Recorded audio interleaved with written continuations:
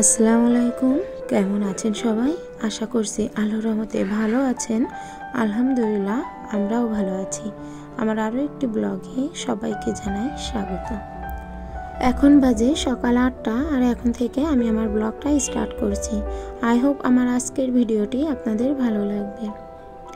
সবার আগেই বলে নিই আমি কেন রেগুলার ভিডিওটা দিচ্ছি না। আসলে রেগুলার ভিডিওটা না দেওয়ার অনেকটা কারণ আছে। এরই ভিতরে অনেক কিছু পরপর ঘটে যাচ্ছে আমার সাথে কিছু ঘটনা। তো এই ধরনের ঘটনাগুলো এমনভাবে ঘটছে, আসলে মানসিক টেনশনগুলো সেইভাবেই থেকে যাচ্ছে। আর সেই সাথে সময়টাও হয়ে উঠছে না যে ভিডিওগুলো শ্যুট করব অথবা সেগুলো এডিট করে ছাড়বো। তো আমার হাজব্যান্ডের মেডিকেল চলছিল, সেই বিষয়টা নিয়ে আপনাদের সাথে জানিয়েছিলাম। আর ওর মেডিকেল রিপোর্টটাও আসছে। মেডিকেল রিপোর্টটা আর কি খুব একটা ভালো আসেনি। আর আমরা নিজেরাও জানতাম না যে ওর ভিতরে এরকম একটা জিনিস আছে। তো বিষয়টা যে খুবই ভয়ানক সেটা কিন্তু নয়, আবার বিষয়টা যে একেবারে ছেড়ে দেওয়া যায় সেটাও নয়। তো আমাদের মিশন যাওয়ার প্রথমত মেডিকেলটা যদি ফিট থাকে, তারপর আস্তে আস্তে আল্লাহর রহমত করলে সব কিছু ঠিকঠাক হয়। তবে কোনো রোগ ধরা পড়েনি, শুধু সামান্য একটা স্পট পড়েছে আমার হাজব্যান্ডের বুকের ভিতরে। তো ওই স্পটটা ছোট থেকেই আছে ওনার। তো ওটা একটা স্পট ব্যাকটেরিয়া মতো। তো ওই ব্যাকটেরিয়াটা যেভাবে ছিল সেভাবেই আছে, ওটা কখনো বাড়েও নি কখনো কমেও নি। যেই পর্যায়ে ছিল ঠিক সেই পর্যায়েই স্থগিত হয়ে রয়েছে, একদম সেখানেই থেমে আছে। তো যাই হোক, সেটা নিয়ে একটু টেনশন করছিলাম যে কি হবে কি না হবে। আর অনেক ডাক্তারের কাছে একটু দৌড়াদৌড়ি করতে হচ্ছে, ডাক্তারের কাছে যাওয়া, এটা ভালো হবে কি না, এটার একটা ট্রিটমেন্ট। তো অনেক ডাক্তার বলেছে যে এটা কোনো সমস্যা না, এটা তেমনভাবে কোনো সমস্যা পর্যায়ে যায় না, আর এটা আসলে ধরার কোনো বিষয়ই না। তবে যেহেতু সরকারি এই খাদে দেখাশোনা চলছে এবং সরকারি চাকরির জন্য, তো ওনাকে এটা একটু বিশেষভাবে দেখছে ওনারা। তো যে কারণে অন্য ডাক্তার যদিও বলছে যে এটা কোনো সমস্যা না, এটাতে কোনো ওষুধও নাই যে সেটাতে সারবে, তবুও ওনারা কখনো কোনো কিছু আর কি বলছে না যে এটাতে সমস্যা আছে কি না, হ্যাঁ বা না, কোনো কিছুই বলছে না।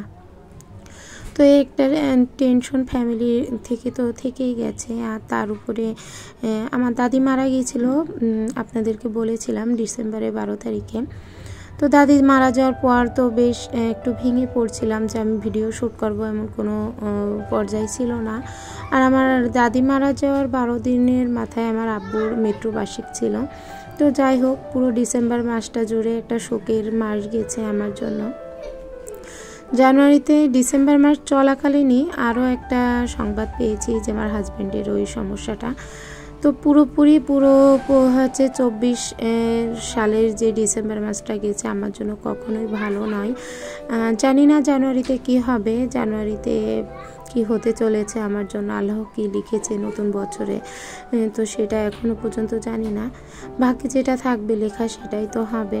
তো আল্লাহর কাছে দোয়া করছি, আল্লাহর কাছে আপনাদের কাছেও দোয়া চাইছি। আমার হাজব্যান্ডের জন্য একটু দোয়া করবেন যেন উনি সুস্থ হয়ে যায়, স্বাভাবিকভাবে আবার জীবনযাপন শুরু করতে পারে, এবং যেন উনি বেশ একটু ভালোভাবে চলাফেরা করতে পারে, সেটাই আর কি আপনাদের কাছে দোয়াটা চাইছি। অনেকটা টেনশন কাজ করছে। আর আপনারা যারা সংসার করেন জানেন যে বাড়ির যে মাথা, যে কর্তা, সে যদি অসুস্থ থাকে এবং এই ধরনের কোনো সমস্যায় পড়ে, তাহলে দেখা যাচ্ছে হাজব্যান্ডের এই অবস্থা রেখে কোনো স্ত্রীরই কোনোভাবেই কোনো কিছু করা সম্ভব না। যেহেতু আমার খুবই ছোট্ট একটা চ্যানেল, আর এই ছোট্ট চ্যানেলটাতে আমার এমন না যে আমার ইনকাম হয় কিংবা আর্নিং হচ্ছে, তেমন কিছুই নয়। তো সেই কারণে আমি খুব একটা গুরুত্ব আর কি দিয়ে যে ভিডিও করব, মন তো ভালোই নয়।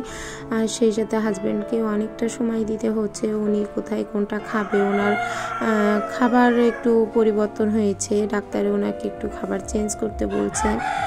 তাছাড়া ওনার একটু রুটিন মাফিক চলতে হচ্ছে, সে কারণে ওনার একটু দেখাশোনা করতে যে আমি ভিডিওগুলো একটু কম দিতে পারছি।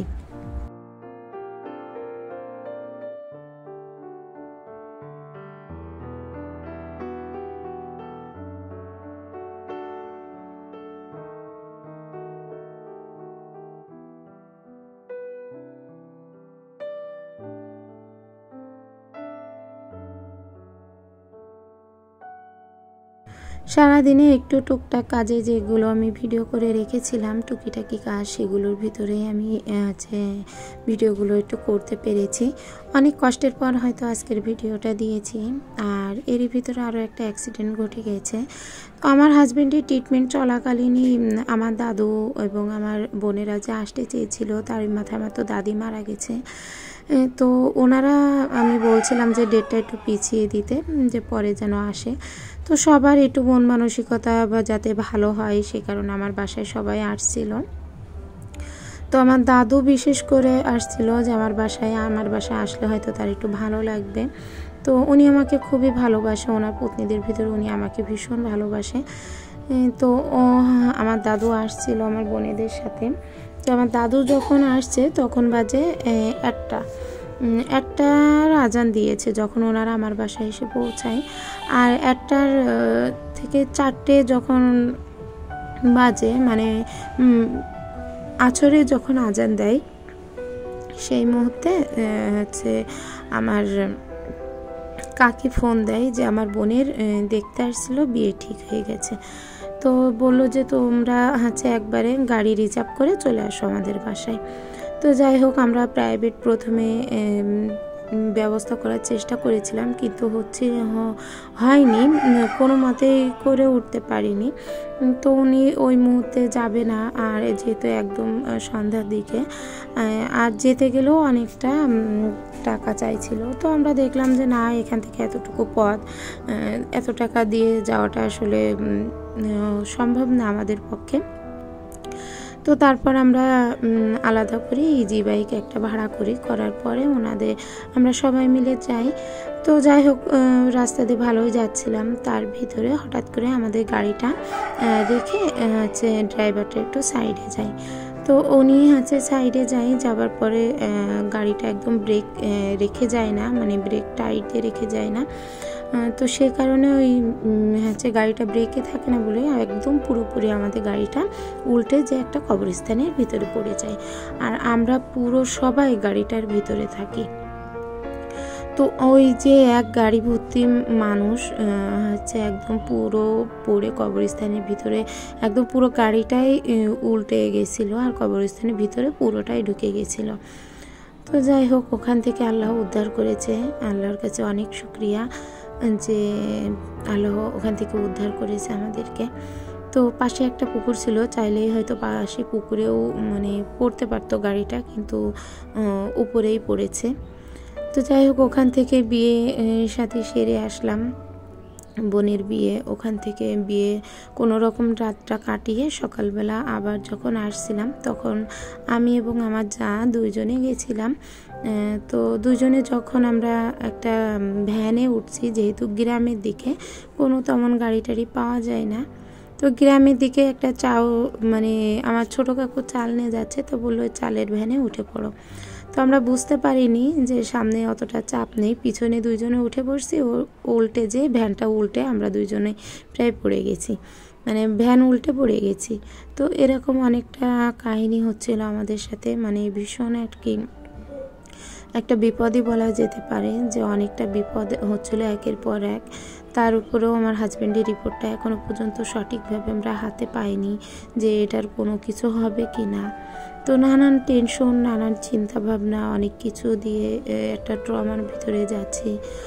আর সত্য বলতে আমাদের মন মেজাজ যদি ভালো না থাকে, তাহলে কিন্তু কোনো কিছুতেই এনার্জি পায় না। আমার বাসার সমস্ত সব কিছুতেই পড়ে আছে, কেমন জানি ভালো লাগছে না, সব কিছুই এলোমেলো হয়ে আছে। তো কোনো কিছুতেই মন বসছে না, যে দেখা যাক আল্লাহ কি করে। যদি সব কিছু আর কি নর্মাল হয়, কি যেটাই হোক না কেন, সেটা আল্লাহ যেটা দেবে সেটাই মেনে নিতে হবে অবশ্যই। তো সব কিছুর ভিতরে নিজেকে একটু কন্ট্রোল করে নিই, তারপর এই চাপগুলো একটু নিজে থেকে নিজের ভিতরে একটু সেগুলো বসিয়ে নিই, তারপর হয়তো আবার রেগুলার ব্লগগুলো পাবেন। তো যারা আমার রেগুলার ব্লগ দেখেন তাদের উদ্দেশ্যে বলবো অবশ্যই একটু দোয়া করবেন আমার জন্য, যে অনেক ঝামেলা অনেক বিপদের ভিতরে যাচ্ছি। তো আপনারা যদি আমার ভিডিওটা নতুন দেখে থাকেন অবশ্যই আমার চ্যানেলটা সাবস্ক্রাইব করবেন, আর যদি চান আপনাদের বোনটি একটু ইউটিউবে জায়গা করেন তাহলে আমার পাশেই থাকবেন ইনশাল্লাহ। তো এখন সারাদিনের কাজকর্মর পরে একটু রান্না করতে বসেছি, আর এই রান্নার পরে হয়তো আর ভিডিওটা করতে পারিনি, সে কারণে আর কোনো কিছু দিতে পারিনি। তো যাই হোক, এখানেই আমি আমার ভিডিওটা শেষ করছি। সবাই ভালো থাকবেন, সুস্থ থাকবেন, আল্লাহ হাফেজ।